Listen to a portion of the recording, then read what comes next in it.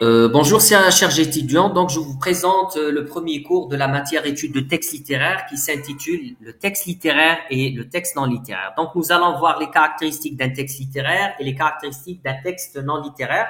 Justement pourquoi? Parce que après, nous allons aborder la question des genres ou du genre littéraire. Alors, en guise d'introduction, la notion des textes littéraires est une notion très complexe parce que il existe un éventail très large de textes littéraires et il existe aussi plusieurs genres et aussi on n'est pas d'accord sur une même définition du texte littéraire. Alors là, nous allons expliquer c'est quoi le texte littéraire, définir le texte littéraire, définir un texte non littéraire, donner un exemple du texte littéraire et donner un exemple du texte non littéraire et nous allons confronter les caractéristiques de chacun. Alors, les prérequis. Alors, il faut savoir lire un texte littéraire, les intonations montantes, descendantes, etc. Faire les pauses quand il s'agit de virgule, s'arrêter un petit moment quand il s'agit d'un point, savoir bien lire le dialogue entre les personnages, etc. La compétence linguistico-sémantique, alors là, il faut savoir non seulement lire les mots, mais aussi la signification des mots et des phrases. La compétence interprétative, il faut savoir interpréter les phrases, analyser, comprendre, analyser, interpréter, voilà le sens du texte littéraire. Alors, je préfère commencer par la définition suivante. Qu'est-ce qu'un texte? Selon Christophe Pellac, le texte, alors, du point de vue étymologique, provient de textus, qui veut dire tissu ou trame, et qui vient du verbe texter, qui signifie tisser ou tramer. Est un ensemble structuré et ordonné de phrases véhiculant un message et répondant à une fonction communicative. Qu'est-ce que la littérature? Alors, la littérature peut être définie comme étant l'ensemble des œuvres écrites ou orales. Donc, la littérature n'est pas seulement écrite, mais elle peut aussi être orale, par exemple les chants poétiques, ayant un caractère de littérarité. La littérature s'attarde à des préoccupations idéologiques et esthétiques. Donc, l'auteur ou l'écrivain doit bien sûr, voilà, voilà, adhérer, si vous voulez, à une idéologie et bien sûr veiller sur des aspects esthétiques de l'œuvre. Selon Bourdieu, la littérature est une construction socio-idéologique produite par le champ littéraire, système d'agents et de positions structurés par des rapports de force autour de biens spécifiques. Le bien, voilà, les biens littéraires est régi par des intérêts et des valeurs qui lui sont propres. Donc là, toute œuvre est reflet d'un contexte. Un contexte, elle est reflet d'un contexte, elle est reflet aussi de l'idéologie de l'auteur, parce que il doit, l'écrivain doit soit défendre une idéologie, soit s'opposer à une idéologie. Bien sûr, toujours pour une finalité, et je vous donne l'exemple de la littérature engagée. Alors, le texte littéraire peut être défini comme étant un ensemble d'énoncés articulés selon le principe de cohérence textuelle, afin de déboucher sur une unité de sens ayant une intention communicative. Le but est de transmettre un message dans un langage esthétique. Alors, j'explique. Le texte littéraire, donc, voilà, c'est une structure linguistique. Hein.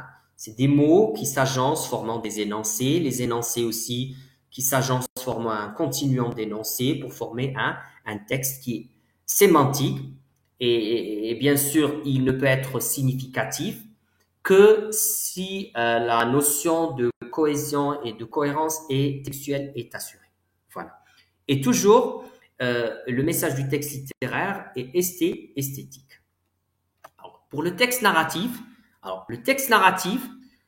est une histoire réelle ou fictive. C'est-à-dire, elle est réelle s'il s'agit de romans dont les personnages et les événements ressemblent aux personnes, aux événements qui se passent dans la vie courante.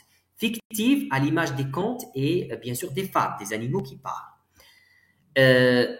Il faudrait y avoir une diégèse dans le texte littéraire, dans le texte narratif, un temps, un espace et une structure. Je vous donne un titre d'exemple, une situation initiale, une situation événementielle, dénouement ou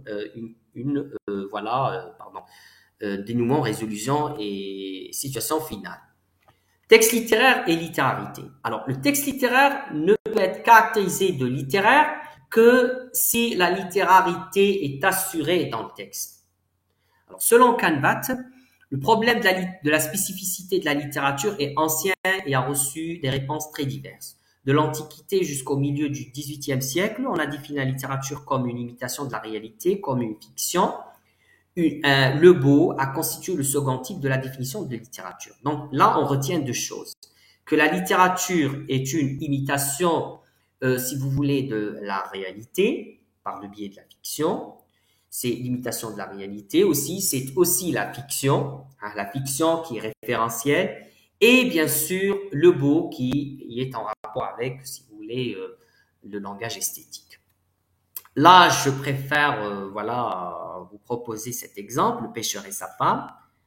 Il était une fois un vieux pêcheur qui vivait avec sa femme à la campagne. Ils habitaient dans une pauvre cabane. Un jour, le pêcheur, attrapant une carpe, celle-ci lui proposa un marché. Si tu me remets à l'eau, tu auras tout ce que tu voudras. Affaire conclue, répondit le vieux.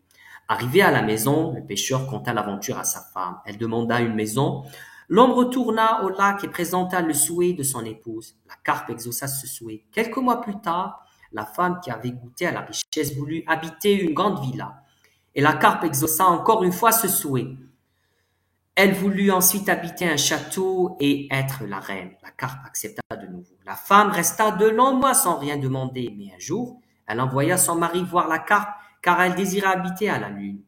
Ou elle désirait habiter la lune.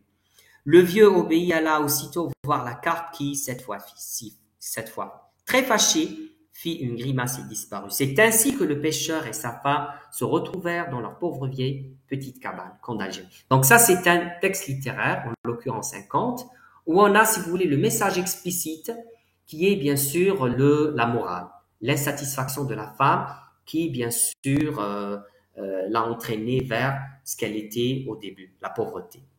Et bien sûr, il y a un langage esthétique. Le texte non littéraire, à la différence du texte littéraire, le texte non littéraire se caractérise par son message explicite. Donc, il s'agit aussi d'un ensemble d'énoncés construits de manière cohérente dont le langage ne cherche qu'à transmettre un message de manière dénotative.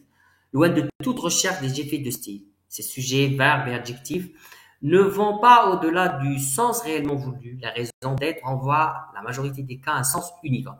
Donc, le texte littéraire, le texte non littéraire, sa fonction est informative. Son message est explicite. Le sens est, la majorité des cas, est univoque.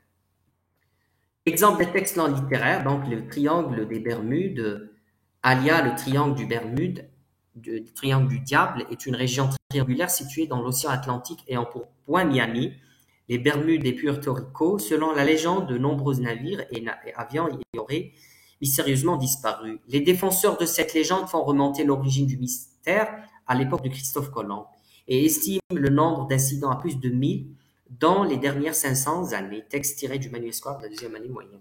Donc là, le message est dénotatif et la visée est informative. Donc, l'auteur voudrait nous informer sur le triangle du Bermude et les incidents qu'il a provoqués. Pour conclure, voilà, dans le texte littéraire, le sens peut être implicite et peut déboucher sur plusieurs interprétations. Il est polysémique. Chacun le lit, l'analyse, le comprend à sa manière selon ses expériences. Quant au texte non littéraire, voilà, le message est dénotatif, il est monosémique. Je donne à titre d'exemple un article de presse, comme le fait divers par exemple. Alors, le texte littéraire généralement est caractérisé de 3 caractéristiques. Donc, il a 3 caractéristiques. La spécificité, la littérarité et l'autotélie. La spécificité, c'est ce qui fait de lui une œuvre spécifique. La littérarité, en parenthèse le beau, l'autotélie, c'est l'autonomie d'une œuvre par rapport à une autre, constitue les traits de base du genre littéraire. Voilà, du genre littéraire. A contrario, le texte non littéraire, dans son éventail très large, est dénué de ses caractéristiques dans la mesure où sa visée est purement informative dans un sens explicite et dénotatif. Et là, je vous présente voilà une biographie succincte pour les étudiants qui souhaiteraient davantage faire des recherches. Donc, merci d'avoir suivi ma vidéo et la prochaine fois.